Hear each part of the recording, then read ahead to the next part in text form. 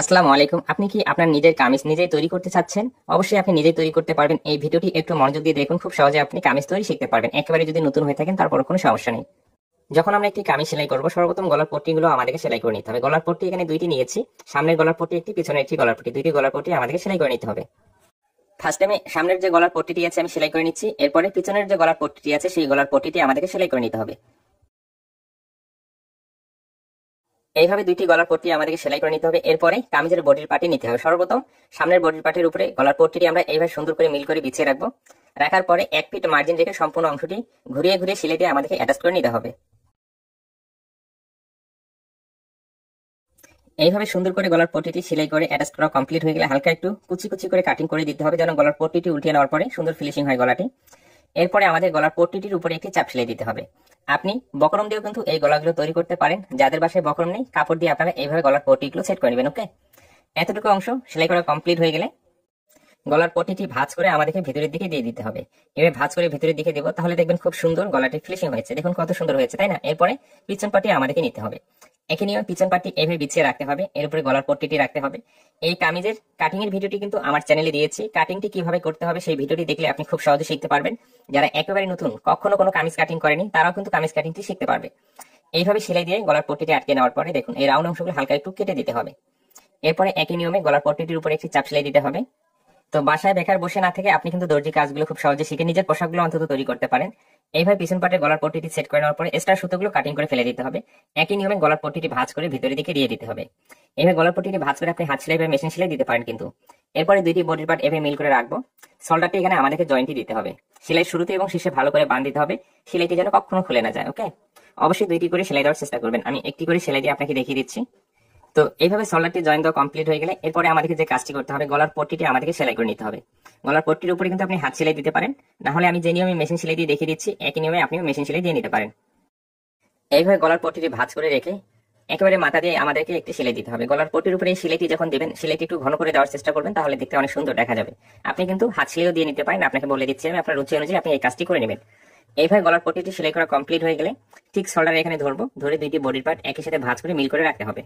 রেখে এখানে বডির যে মাপটি আছে ফিতা দিয়ে মেপে আপনাকে চক দিয়ে চিহ্ন দিয়ে নিতে হবে। অবশ্যই কামিজ সেলাই করার সময় বডির মাপটি বারবার ফিতা দিয়ে মেপে নিতে হবে আপনাকে। বডির মাপ, পেটের মাপ এবং কোমরের মাপ, এই মাপগুলো ফিতা দিয়ে মেপে তারপরে বডির সাইডে সেলাইটি আপনাকে দিতে হবে, যেন বডির মাপগুলো অ্যাকুরেট ভাবে কাস্টমারকে আপনার কামিজটি তৈরি করে দিতে পারেন। বডির মাপটি যদি আপনি অ্যাকুরেট ভাবে নিয়ে কাস্টমারকে তৈরি করে দিতে না পারেন, যত সুন্দর করে সেলাই করুন না কেন, বডিতে যদি অ্যাডজাস্ট না হয় তাহলে কিন্তু কাস্টমার আবারও ঠিক করার জন্য নিয়ে আসবে।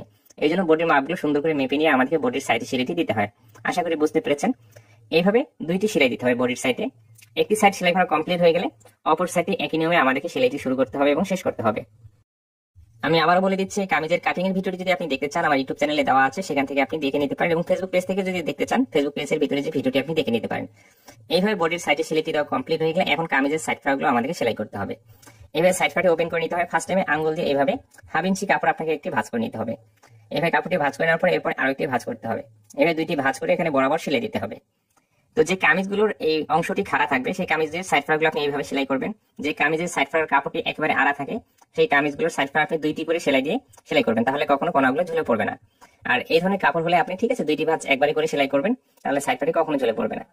এই সাইডেও এইভাবে দুইটি ভাঁজ করে আমাদেরকে সেলাইটি এখানে ঘুরিয়ে নিতে হবে, এখানে আসলে আবার ঘুরিয়ে নিতে হবে এবং বরাবর এখানে এইভাবে ভাঁজ করে সেলাইটি করে নিতে হবে। আপনি যদি দর্জি কাজ সঠিক নিয়মে শিখতে চান তাহলে আমার ইউটিউব চ্যানেল থেকে আপনি ভিডিওগুলো দেখে কিন্তু খুব সহজে দর্জি কাজগুলো শিখতে পারবেন, এবং ফেসবুক পেজ থেকে যদি আপনি ভিডিওগুলো নিয়মিত দেখেন তারপরে কিন্তু আপনি দর্জি কাজটি খুব সহজে শিখতে পারবেন। এইভাবে একটি সেলাই দেওয়া কমপ্লিট হয়ে গেলে একেবারে মাথা দিয়ে এখানে আরো একটি সেলাই দিতে হবে। এবং কখনো যদি মনে করেন না আপনার একটি সাইড ঝুলে পড়তেছে, তাহলে পিছনে আঙ্গুল বসে অত্র অংশ সেলাই করে নেবেন, তাহলে দেখবেন সেই কোনাটি আর কখনো ঝুলে পড়বে না। এদিকে ঘুরিয়ে আবার বরাবর সেলাই করে নিতে হবে। এইভাবে কিন্তু সহজভাবে আপনি দর্জি কাজগুলো শিখে নিতে পারেন। দেখুন আমি কত সহজে আপনাকে সেলাই করে দেখাচ্ছি।